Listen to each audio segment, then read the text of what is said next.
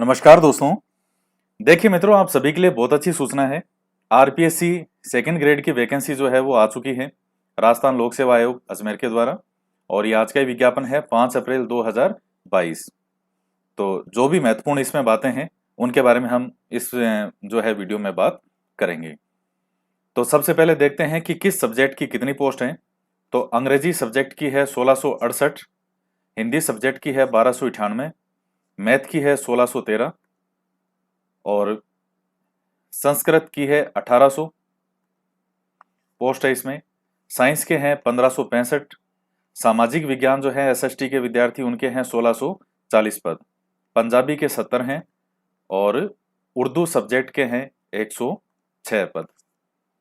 तो और बाकी जो इनमें विभाजन है तो ये आप आराम से जब बाद में देखें इस पीडीएफ को, आरपीएससी की साइट पर भी है और अब हर जगह शेयर हो चुकी है। तो आप इसमें आराम से विभाजन देख सकते हैं किस पद की कितनी पोस्ट है। ये कुल पोस्ट जो है वो इसमें बताई गई है। इसके अलावा इसमें दूसरी जो महत्वपूर्ण बातें हैं, सेकंड पॉइंट की बात करते हैं, अनिवार्य शैक्षणिक योग्यताएं। तो हिंदी, अंग्रेजी, गणित, संस्कृत, उर्दू और पंजाबी, इन सब्जेक्ट के लिए शैक्षणिक योग्यता क्या होनी चाहिए? तो पहली योग्यता है ग्रेजुएट और equivalent examination recognised by UGC. तो यानी ग्रेजुएशन होना चाहिए या इसके समकक्ष कोई अन्य योग्यता।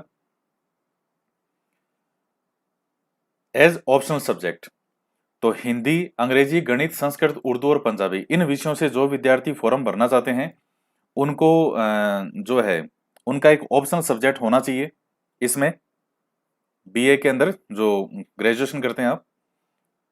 और इसके अलावा बीएड होना चाहिए। ये जो है डिग्री और diploma in education recognised by the national council of teacher education और गवर्नमेंट, यानी एनसीटीई।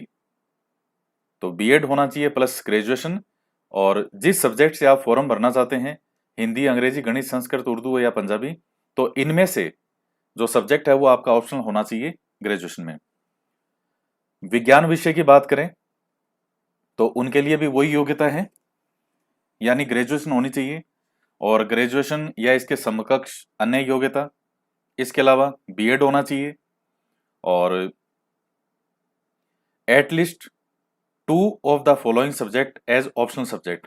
ये जो नीचे सब्जेक्ट दिए गए हैं, physics, chemistry, zoology, botany, microbiology, biotechnology and biochemistry, तो इनमें से कोई भी 2 सब्जेक्ट जो है वो ग्रेजुएशन के अंदर आपके ऑप्शनल सब्जेक्ट के रूप में होना चाहिए अगर आप साइंस सब्जेक्ट से सेकंड ग्रेड का एग्जाम देना चाहते हैं, और बीएड तो होना चाहिए। अब आते हैं सामाजिक विज्ञान विषय के लिए। तो इसमें भी वही है कि आपका एक तो ग्रेजुएशन होना चाहिए और बीएड भी होना चाहिए। इसके अलावा एटलीस्ट 2 दो सब्जेक्ट आपके इन सब्जेक्ट में से होने चाहिए, history, geography, economics, political science, sociology, public administration and philosophy. तो 3 3 6 ये हो गए 3 और 3 6 और 7 सब्जेक्ट। तो इन 7 सब्जेक्ट में से कोई भी 2 सब्जेक्ट जो हैं वो आपके ऑप्शनल सब्जेक्ट के रूप में होने चाहिए ग्रेजुएशन में। और एसएसटी का जो सिलेबस है उसमें वैसे भी आपके ये सातों के सातों सब्जेक्ट जो हैं वो सिलेबस में है और 8वां जो है वो शिक्षण विधियों से संबंधित है। तो एसएसटी के अंदर 8 सब्जेक्ट आपको पढ़ने होते हैं, तो 7 तो यही है। और एसएसटी का फॉर्म भरने के लिए योग्यता ये होनी चाहिए इन 7 सब्जेक्ट में से कोई भी 2 सब्जेक्ट आपके ऑप्शनल के रूप में ग्रेजुएशन के अंदर होने चाहिए और बीएड होना चाहिए। अब बात करते हैं शैक्षणिक अर्हता। तो पद की अपेक्षित शैक्षणिक अर्हता के अंतिम वर्ष में सम्मिलित हुआ हो या होने वाला व्यक्ति भी आवेदन करने के लिए पात्र होगा, किंतु उसे आयोग द्वारा आयोजित प्रतियोगी परीक्षा से पूर्व शैक्षणिक अर्हता अर्जित करने का सबूत देना होगा। यानी अगर कोई विद्यार्थी बीएड फाइनल कर रहा है अभी या शामिल होने वाला है, तो या बीए कर रहा है फाइनल में जो है उसका, या फाइनल में शामिल होगा, वो सभी फॉर्म भर सकते हैं। लेकिन प्रतियोगी परीक्षा से पूर्व जिस दिन आपका एग्जाम होता है उस एग्जाम से पहले पहले आपके पास जो ऊपर इन्होंने योग्यताएं लिखी है वो योग्यताएं आपके पास कंप्लीट होनी चाहिए। उसके बाद है वेतन। तो बहुत शानदार वेतन है सेकंड ग्रेड का, 4200 वाला पे ग्रेड है। बहुत ही अच्छा वेतन है इसमें। आयु सीमा 1/1/2023 को न्यूनतम 18 वर्ष और अधिकतम 40 वर्ष से कम होनी चाहिए, यानी 18 से 40 की जो है वो इसमें एज है। और बाकी अलग अलग जो कैटेगरी है उसमें सबको छूट है। जैसे राजस्थान राज्य के अनुसूचित जाति, जनजाति और अन्य पिछड़ा वर्ग, अति पिछड़ा वर्ग और आर्थिक रूप से कमजोर वर्ग के पुरुष, तो इनको 5 वर्ष की छूट। और ये जो ऊपर की जो सभी कैटेगरी है इनमें महिला वर्ग को 10 वर्ष की छूट है। सामान्य अनारक्षित वर्ग की महिला, जो जनरल महिला कैंडिडेट है, उनको भी 5 साल की छूट है। और विधवा और विच्छिन्न विवाह जो महिला हैं तो उनके लिए कोई अधिकतम आयु सीमा नहीं है। बाकी और भी इसमें चीजें हैं। तो मेन क्राइटेरिया जो है वो इसमें यही रखा गया है।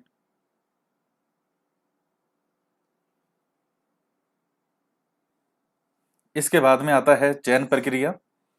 तो अभ्यर्थियों का चयन जो है वो प्रतियोगी परीक्षा के माध्यम से किया जाएगा और आवश्यकता पड़ने पर आयोग द्वारा उत्तर पत्रक और उत्तर पुस्तिका के मूल्यांकन में स्केलिंग जो है पद्धति है, सामान्यकरण नॉर्मलाइजेशन वाली, उस पद्धति को अपनाया जा सकेगा अगर आवश्यकता होती है तो। परीक्षा का माह और जो स्थान है तो वो अभी तक इन्होंने नहीं बताया है कि संभावित कब तक एग्जाम होगा। परीक्षा योजना और पाठ्यक्रम, तो प्रतियोगी परीक्षा के रूप में आयोजन किया जाएगा और परीक्षा वस्तुनिष्ठ रूप में ली जाएगी, जिसके सभी प्रश्न वस्तुनिष्ठ यानी ऑब्जेक्टिव पेपर जो है वो होगा। विस्तृत पाठ्यक्रम आयोग की वेबसाइट पर प्रत्यक्ष से जारी किया जाएगा। आवेदन अवधि क्या है? 11 अप्रैल 2022 से 10 मई 2022 रात्रि 12 बजे तक, यानी 11 अप्रैल से आप 10 मई तक जो है ये फॉर्म भर सकते हैं। और भरने के लिए वही है sso.rajasthan.gov.in जैसे से आप हमेशा भरते हैं फॉर्म, तो उसी प्रकार से ये फॉर्म भी आपको सबमिट करने हैं ऑनलाइन।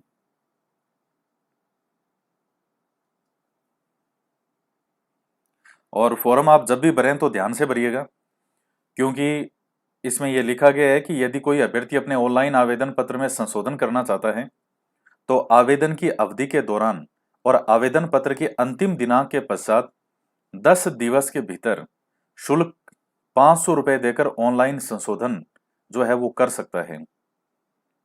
तो 500 रुपए आपको एक्स्ट्रा देने पड़ेंगे अगर आप हल्का फुल्का भी कुछ अगर आपको चेंज करना हुआ तो, इसलिए शुरू से ही जो फॉर्म है वो ध्यान से बने फॉर्म जो है। इसके बाद में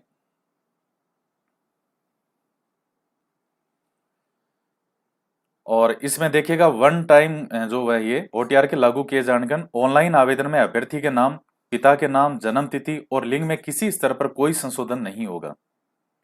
तो सोच समझ के फॉर्म को भरिएगा। Scheme and syllabus of competitive examination for senior teacher, तो कुल जो है वो 500 नंबर का पेपर होगा। 2 पेपर होंगे इसमें। फर्स्ट जो पेपर है वो 200 नंबर का और सेकंड पेपर जो है वो 300 नंबर का, यानी जो सब्जेक्ट वाला है वो 300 का होगा और फर्स्ट पेपर जीके वाला है सबके लिए कॉमन जो होता है वो 200 नंबर का। फर्स्ट पेपर के लिए क्या क्या लिखा है इन्होंने? The question paper will carry maximum 200 marks, duration of question paper will be 2 hours.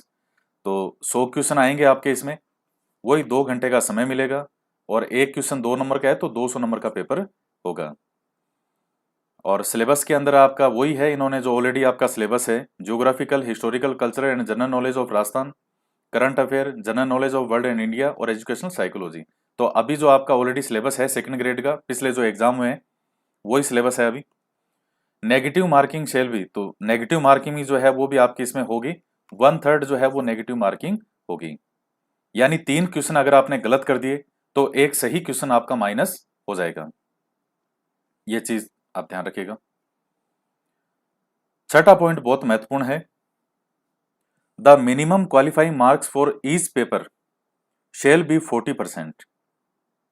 और इसके अलावा जो 5% की छूट इसमें मिलेगी तो शेड्यूल कास्ट और शेड्यूल ट्राइब्स, तो जो SC ST के विद्यार्थी हैं उनके लिए प्रत्येक दोनों पेपर के अंदर कम से कम 35% नंबर होना जरूरी है SC ST के विद्यार्थियों के लिए।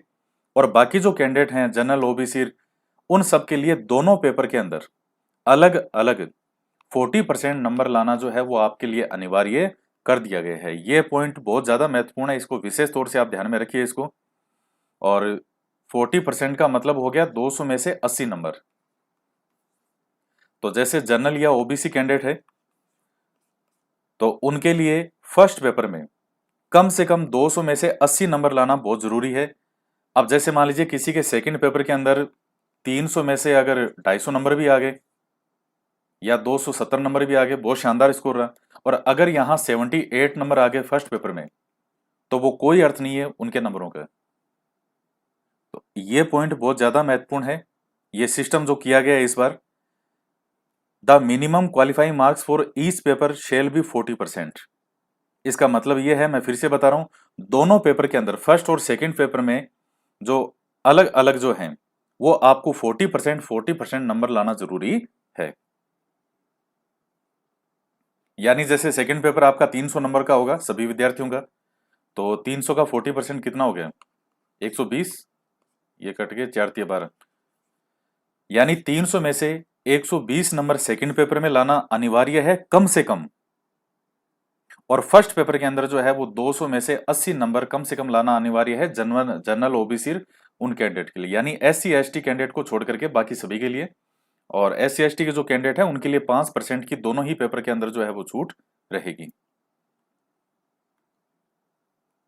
तो ये चीज जो है वह विशेष तौर से ध्यान रखिएगा इसको। तो दोनों ही पेपर पे बराबर आपको मेहनत करनी पड़ेगी। सेकंड पेपर जो है, the question paper will carry maximum 300 marks और 2.5 घंटे का समय है, 150 क्वेश्चन है। तो 2.5 घंटे का समय हो गया, 300 नंबर हैं और 150 प्रश्न आएंगे, यानी एक प्रश्न 2 नंबर का। नेगेटिव मार्किंग, वही नेगेटिव मार्किंग है 1/3। तो 1/3 का मतलब वही है, 3 क्वेश्चन अगर आपके गलत होते हैं तो एक सही प्रश्न जो है वो आपका कट हो जाएगा। इसके बाद 5वां पॉइंट है, the minimum qualifying marks for each paper shall be 40% और relaxed by 5% for the candidate belong to scheduled caste and SC ST के जो विद्यार्थी हैं वही है, उनमें 5% की छूट रहेगी। बाकी सेकंड पेपर के अंदर भी आपको कम से कम जो है जनरल ओबीसी कैंडिडेट के लिए 40% नंबर लाना जरूरी है। दोनों में अलग अलग मिनिमम 40-40 आना चाहिए, 40% कम से कम। क्योंकि मैंने देखा है बहुत बार, अब पहले ऐसा होता है कि जैसे विद्यार्थियों के सेकंड पेपर में बहुत शानदार नंबर आ गए एसएसटी में और फर्स्ट पेपर में किसी के 200 में से 70 नंबर ही हैं। आपको पहले के ऐसे बहुत उदाहरण मिल जाएंगे कि 200 में से 70 नंबर है और एसएसटी वाले में 300 में से मान लो किसी के 250 नंबर है, और अब दोनों को जोड़ के मेरिट बनेगी और उनके बहुत अच्छी रैंक में नंबर आए हैं और वे हैं सिलेक्ट। लेकिन अब यहाँ ऐसा नहीं चलेगा, मिनिमम नंबर आपको दोनों में लाने ही पड़ेंगे।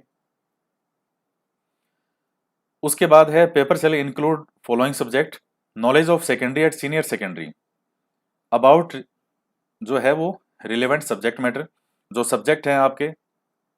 अब जैसे एसएसटी के अंदर 7 सब्जेक्ट हैं और 8वां जो है वो शिक्षण विधियों वाला, तो जो 7 सब्जेक्ट हैं तो उनके अंदर 10th और 11वीं 12वीं का जो मैटर है, 10th और 12th वाला, तो वो नॉलेज आपको होना चाहिए। और knowledge of graduation standard about relevant subject matter, तो ग्रेजुएशन वाले से संबंधित उतना भी नॉलेज जो है वो आपको होना चाहिए। हालांकि और इसमें और भी कई बातें हैं कि कहाँ तक पढ़ना चाहिए कहाँ तक नहीं है, वो बाद में और अलग वीडियो में बात करेंगे। और उसके बाद शिक्षण विधियों से संबंधित ऑफ रिलेवेंट सब्जेक्ट। इसके बाद परीक्षा शुल्क, तो जनरल कैंडिडेट जो हैं और ये जो अति पिछड़ा वर्ग और अन्य पिछड़ा वर्ग के जो ये क्रीमिलियर वाले जो स्टूडेंट होते हैं उनके लिए 350 है। और नॉन नॉन क्रीमिलियर के जो जो हैं पिछड़ा वर्ग, अन्य पिछड़ा वर्ग, अति पिछड़ा वर्ग, ईडब्ल्यूएस, सबके लिए 250।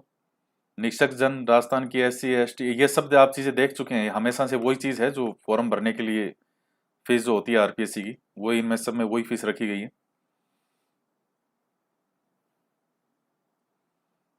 तो ये कुछ बेसिक सी चीजें थी। और तो इस के अंदर जो मेन मेन चीजें हैं वो मैंने आपको बता दी। बाकी अगर आप कोई और चीज इसमें देखना चाहते हैं तो आप पीडीएफ को देख लीजिएगा। इसमें सबसे महत्वपूर्ण बात यह है कि जो मिनिमम क्वालिफाइंग मार्क्स है दोनों पेपर में वो अलग अलग रूप से आपको प्राप्त करने पड़ेंगे। ऐसा नहीं है कि दोनों को मिला करके कम से कम 40 होने चाहिए, ऐसा नहीं है। दोनों में अलग अलग मिनिमम आपको 40 लाने पड़ेंगे। ये सबसे महत्वपूर्ण बिंदु है इस चीज़ का, ये आप ध्यान रखिएगा।